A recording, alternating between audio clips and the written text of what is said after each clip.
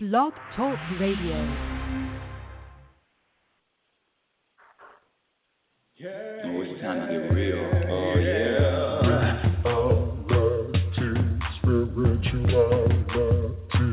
It's a new experience.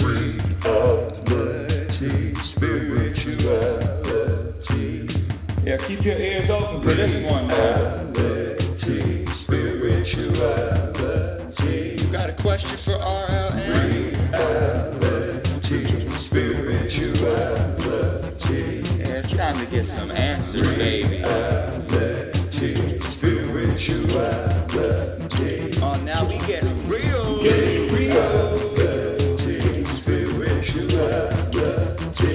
it's time to get down.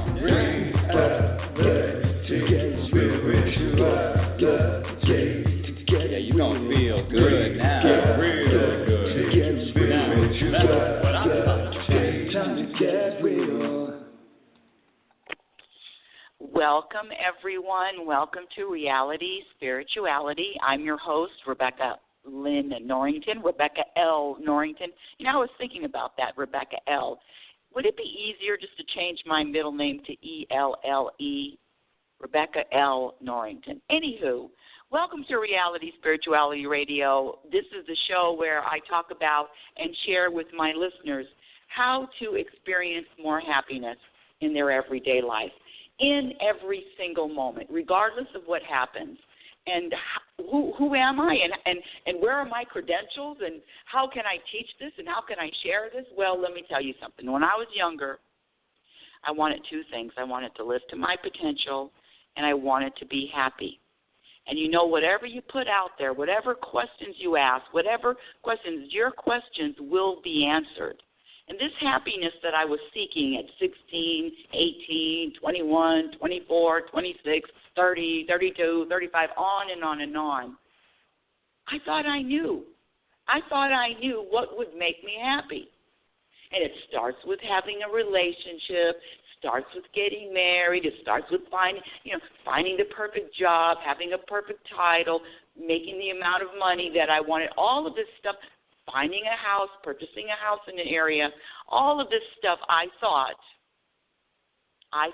traveling, come on, would make me happy. And it just, the more I did, the more I traveled, the more I did, the word is did, the more I was doing to find this happiness, I mean, I would have it for a moment and then it was not sustainable. So I've been blessed, chosen to really dig deep and find out the answers, how to be happier in every moment. And when I use that word happy, let me define it.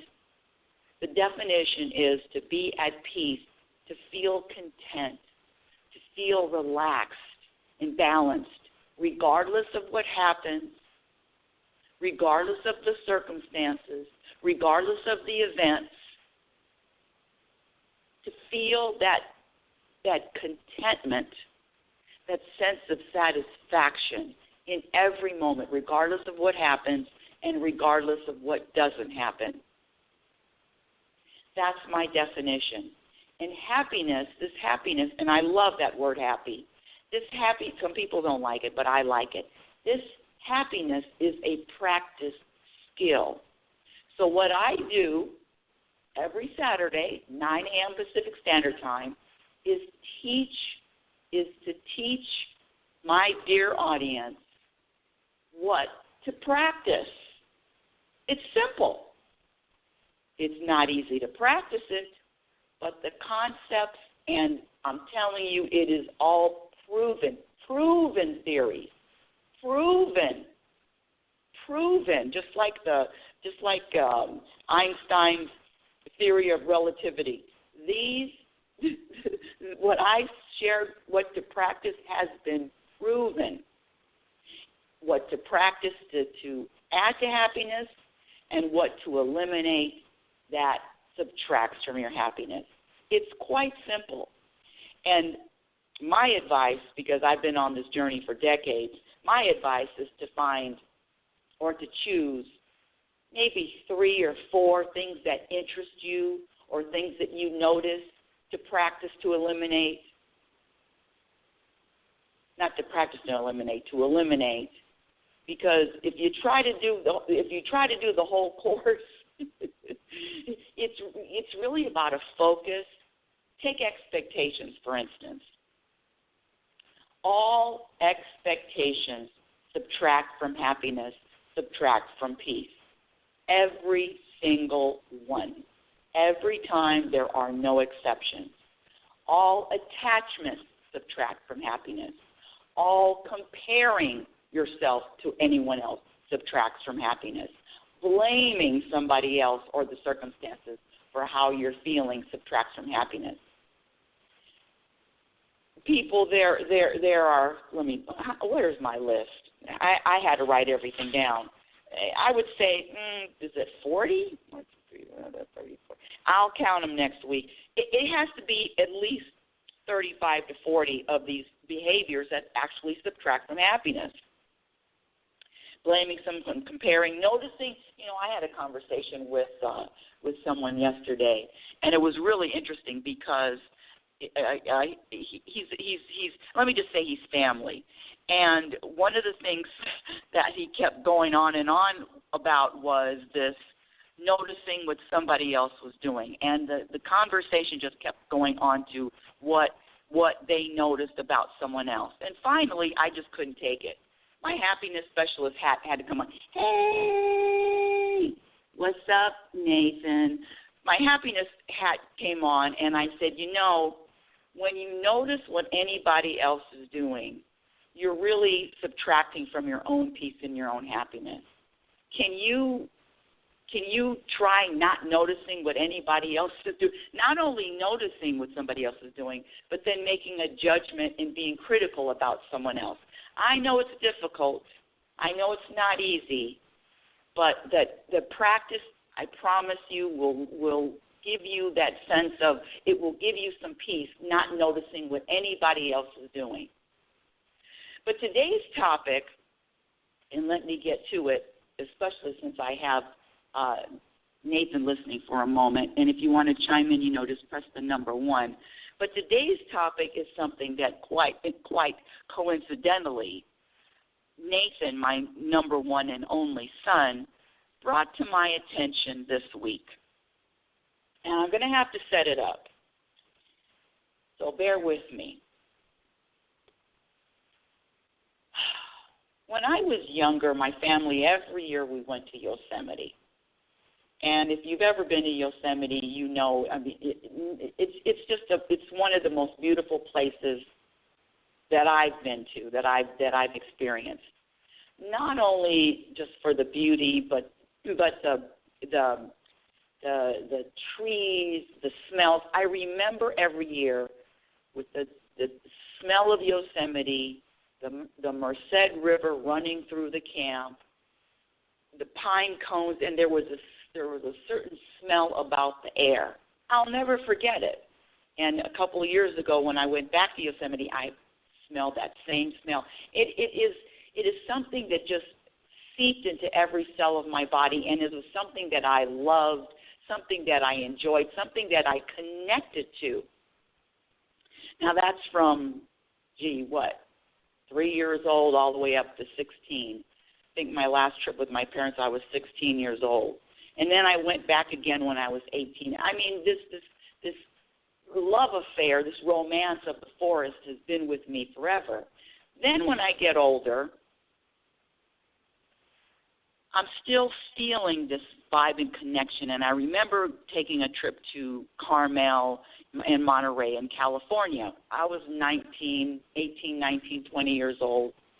And I remember distinctly saying that when I retire, I'm going to retire in Carmel, or I'm going to retire in Monterey. They're neighbors to each other, but I wanted to retire in Monterey.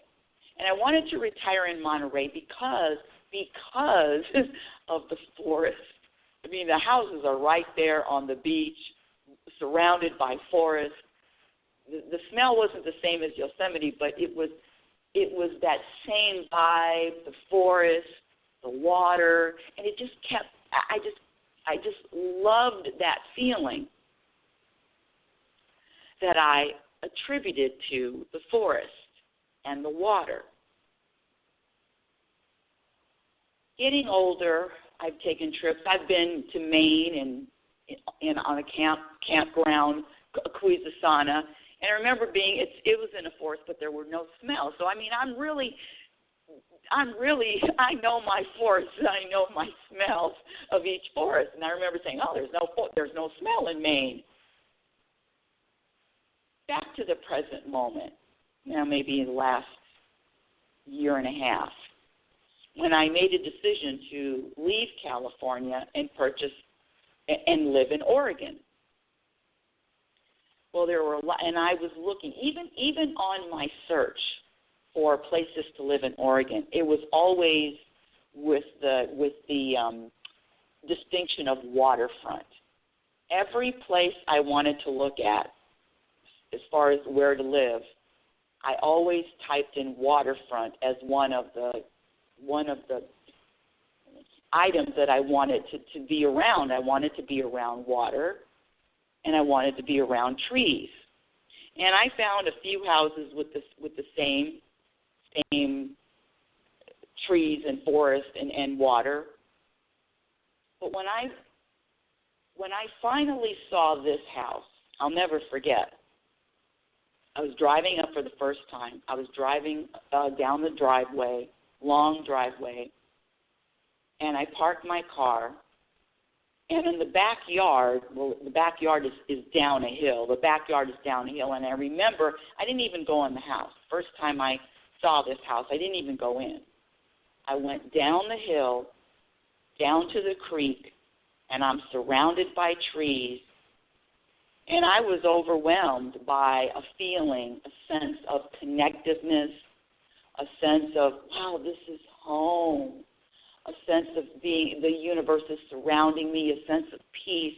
Oh, I forgot before that, when I went to, on a very short trip with my son to the Poconos, and he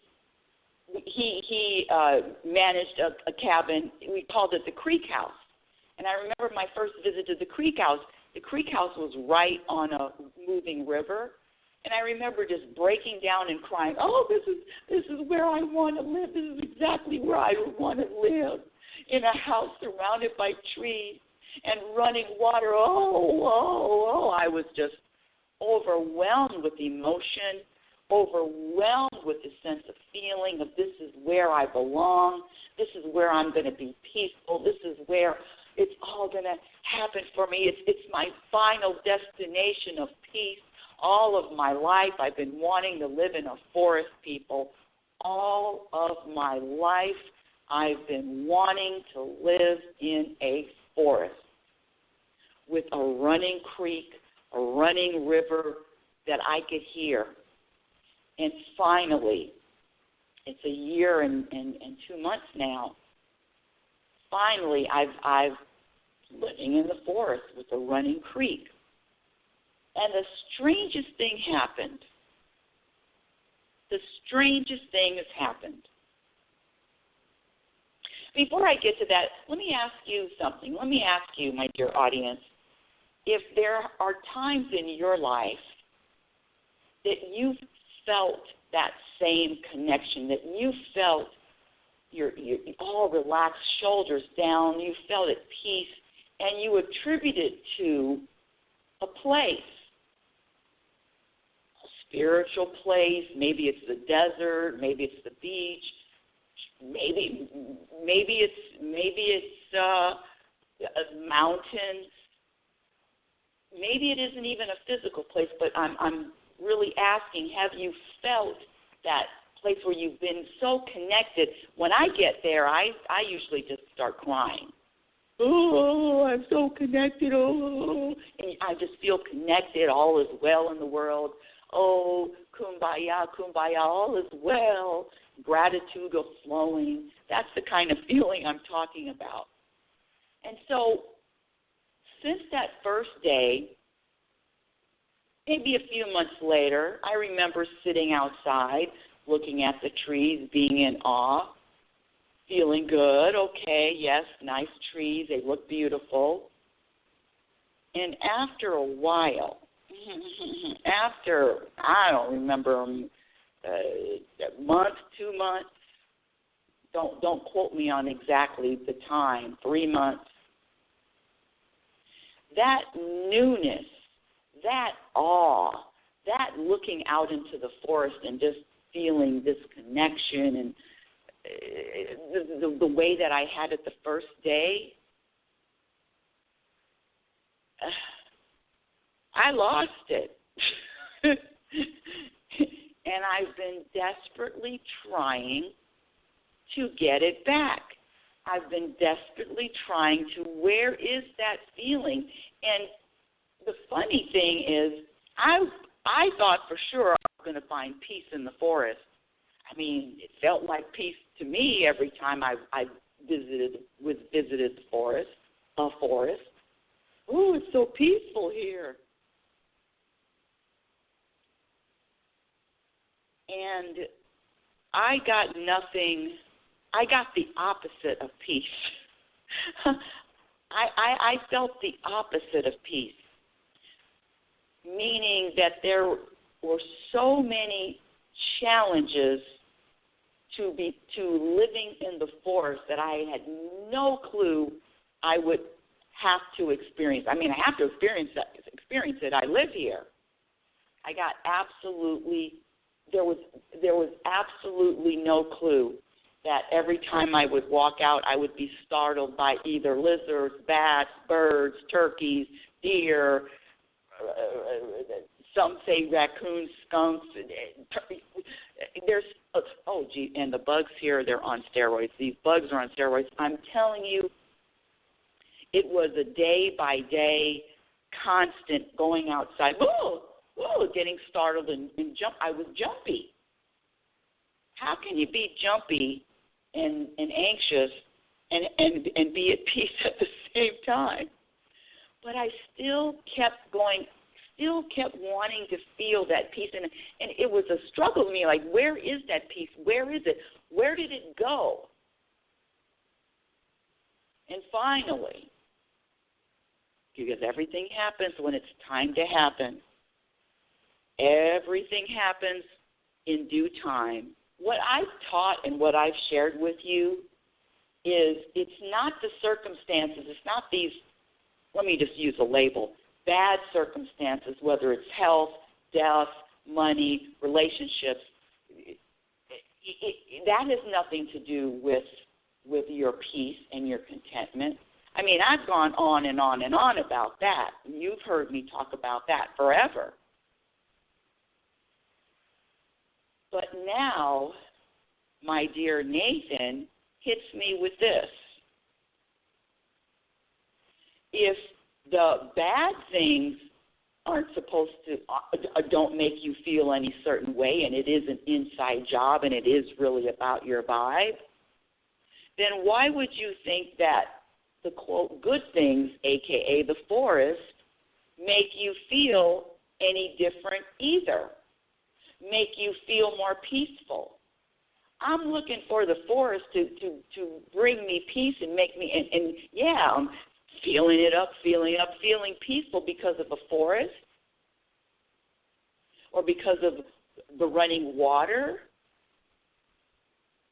Now, I'm not saying that you can't feel a certain way or feel the peace, but it's the attachment to the forest, to the emotion that I didn't get. My perspective was my attachment to the forest bringing me peace is the thing that just threw me off. My peace has nothing to do with the forest. My peace has nothing to do with the running water. My peace has nothing to do with my surroundings. And in fact, I'm going to say my number one teacher, David Hawkins, if you don't know him, one of his books is Power versus Force. I highly recommend it.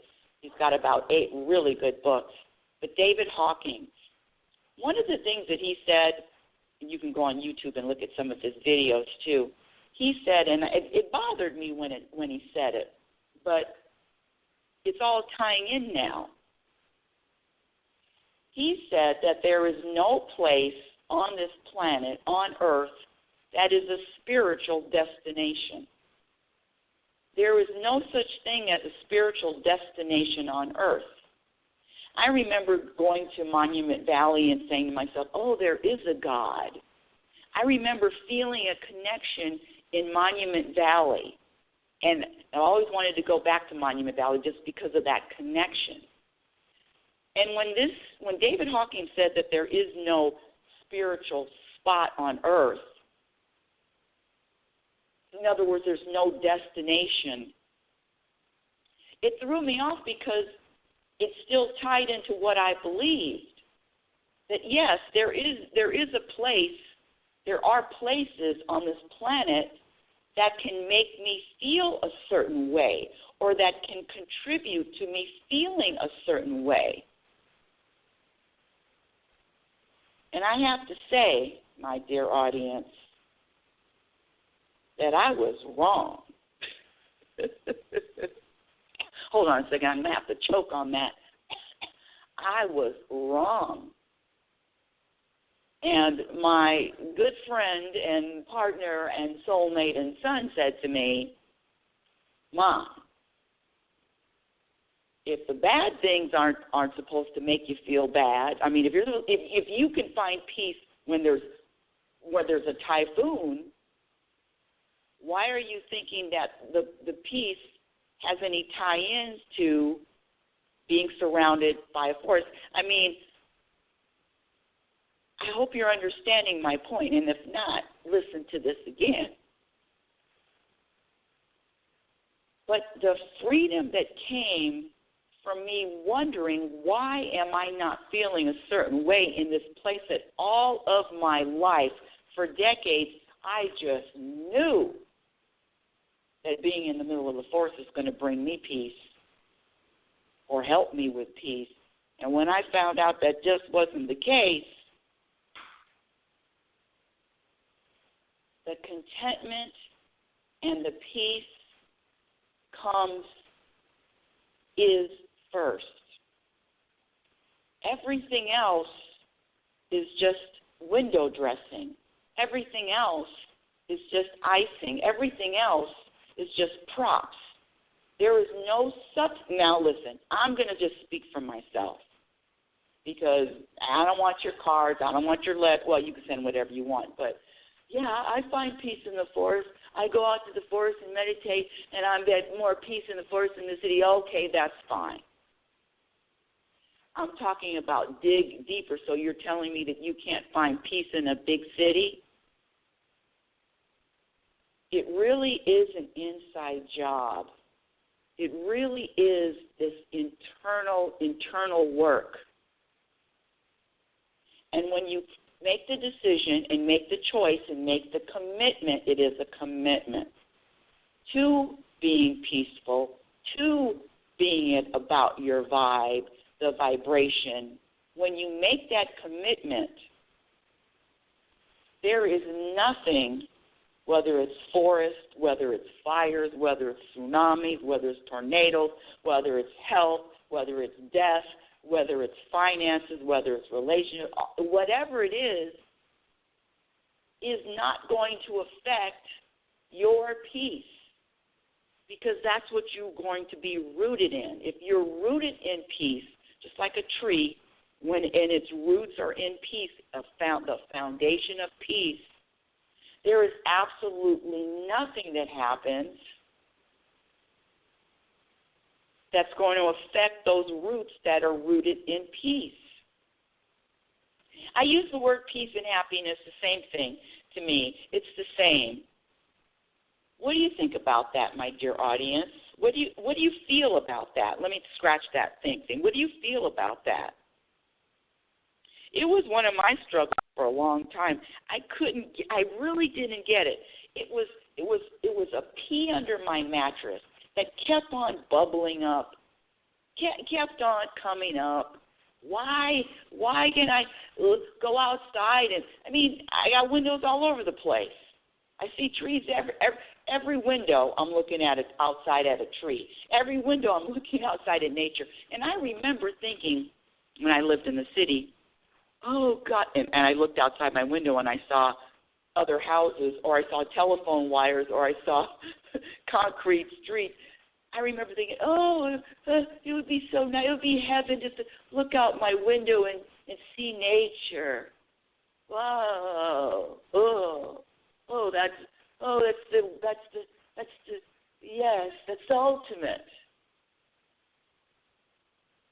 Well, I'm here to tell you, when I said that, when I made those statements, I was attaching a feeling to that.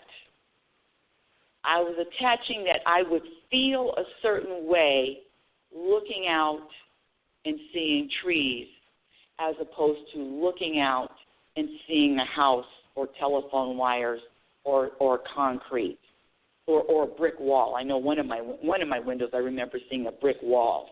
Oh, all right. Hold on a second. Let's welcome Nathan to Reality Spirituality. Nathan, welcome to the show. Thank you for listening. What say ye? What say ye? Good morning, good morning. Good morning, one Good and all. Good morning.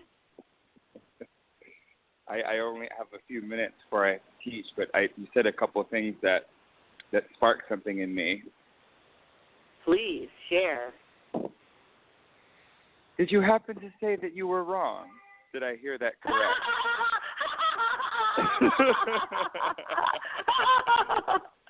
I did say that I was wrong. Capital WRONG. Wrong. Capital.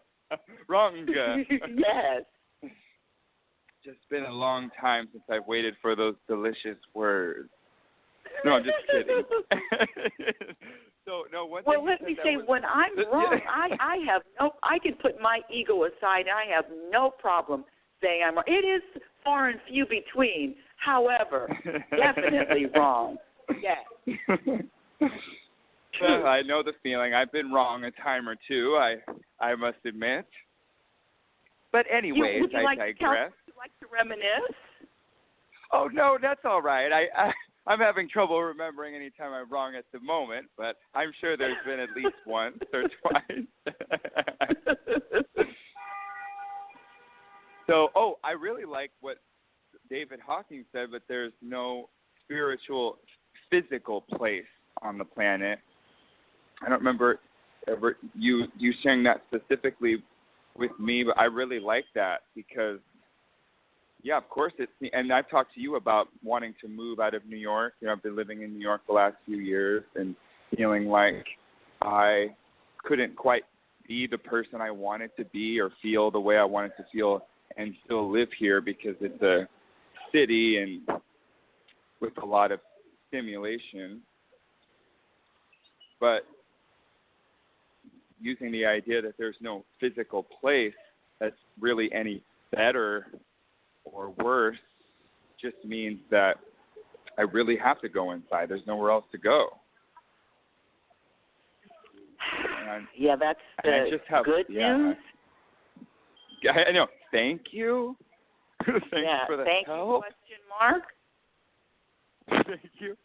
And I do want to comment on one thing that might dig a little deeper is the idea of going to the forest or somewhere that is literally more quiet. And there is something about noise, this idea of noise, either physical noise or noise in the mind or noise of the ego.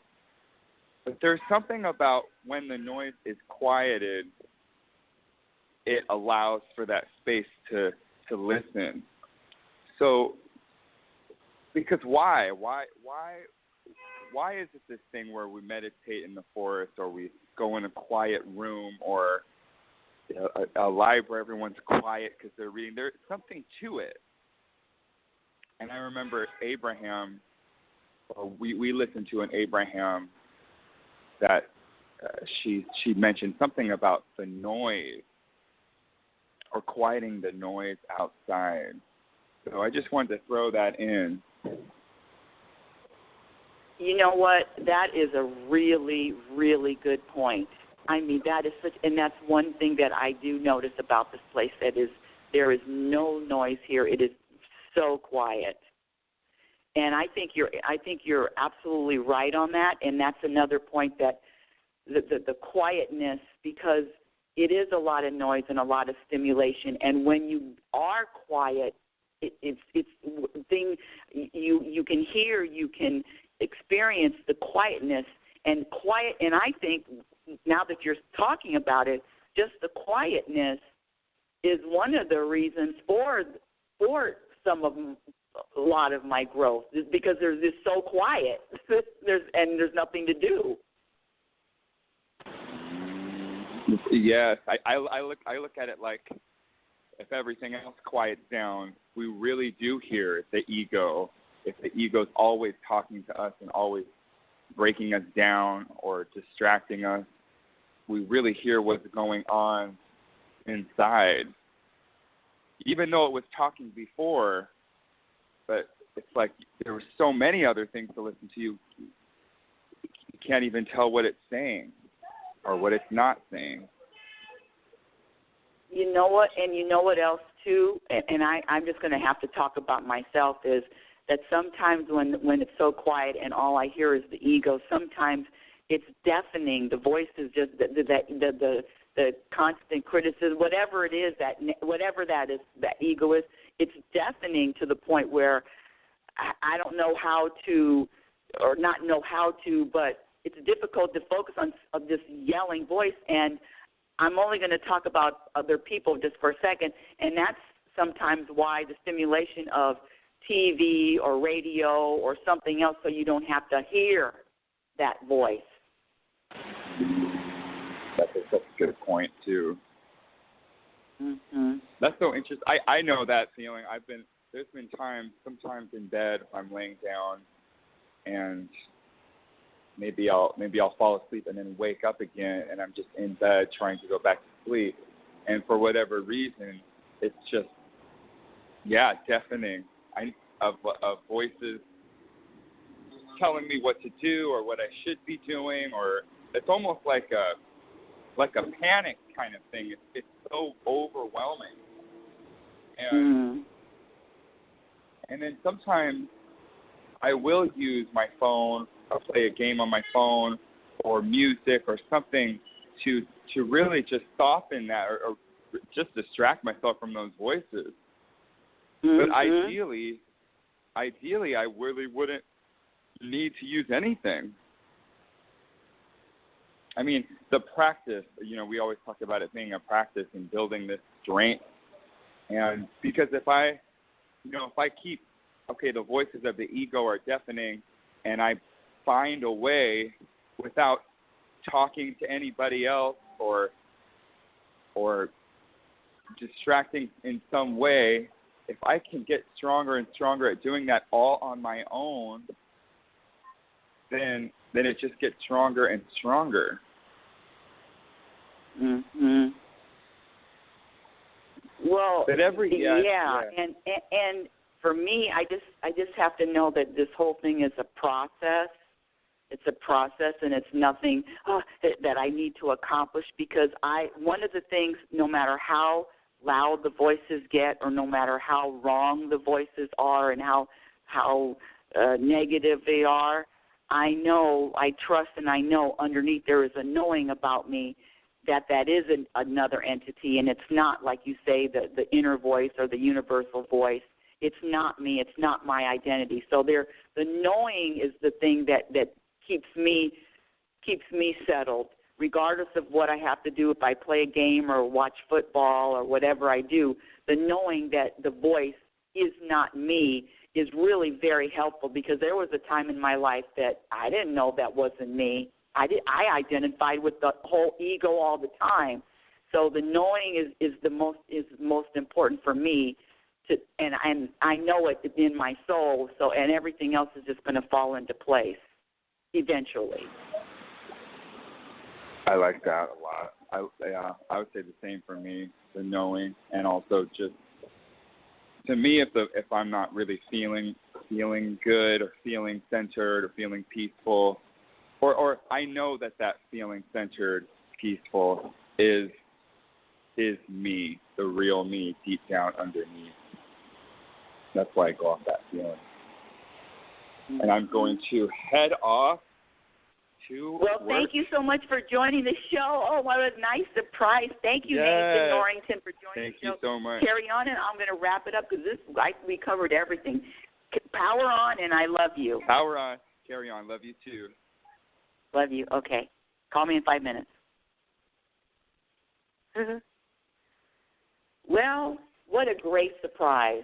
What a great surprise from Nathan. I love when he calls in and chimes in and gives me his perspective, not just because he's my son. In fact, I always tell him, I say, this has nothing to do with you being my son. It is just another energy, another vibration, another person on this planet that gets it. No, I don't want to say gets it, that practices it. Okay, let's see. Did I say everything I wanted to say? Yes. I did say everything I wanted to say. If you're still listening, I am available for weekend retreats. I am available for talks. Contact me at info@RebeccaNorrington.com. My website is RebeccaNorrington.com. Twitter is RL Norrington. My Instagram handle is RealitySpirituality.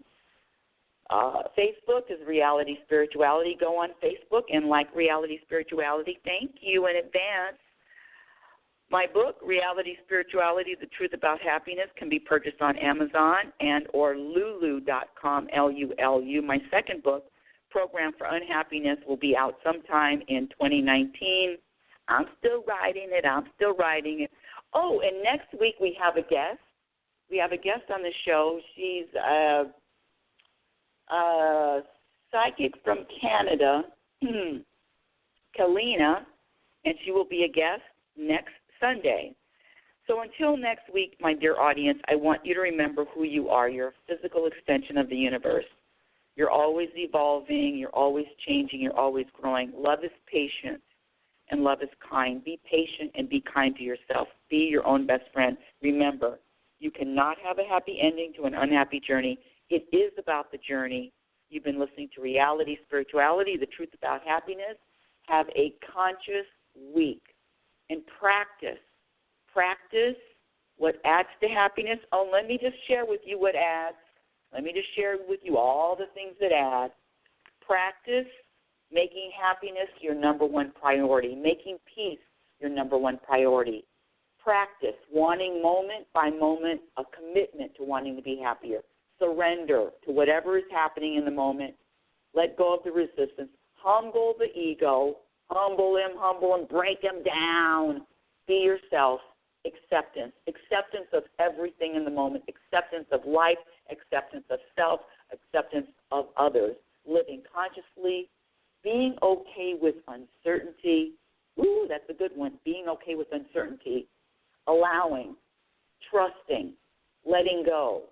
Choosing your perspective, choosing your focus, staying out of everybody else's business, practicing behaviors that add to happiness, and eliminate the behaviors that subtract from happiness in every waking moment. And I'm going to throw at you maybe 10 things that subtract from happiness.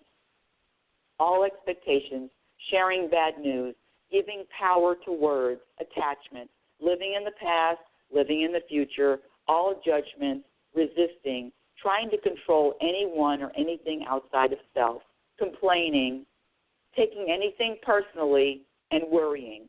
Here's another one, assigning a label to any experience. Choose any one of those to practice. Choose any one of those to eliminate. Choose any one of those to eliminate. Take your time, and I promise you, that the more you practice, the better you get. The more you practice, the more it's going to be part of your identity.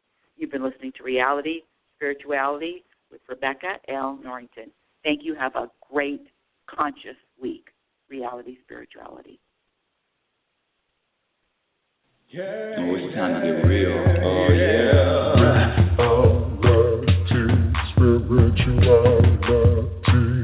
the new experience. Reality, spirituality. Yeah, keep your ears open for this one now. Reality, spirituality. You got a question for RLN? Reality, spirituality. Yeah, it's time to get some answers, baby. Reality, spirituality. Oh, now we getting real. Getting real. Reality, spirituality. Yeah, it's time to get down. Reality, spirituality. Yeah, you gonna feel good now. Real good. Now, that's what I'm talking about. Time to get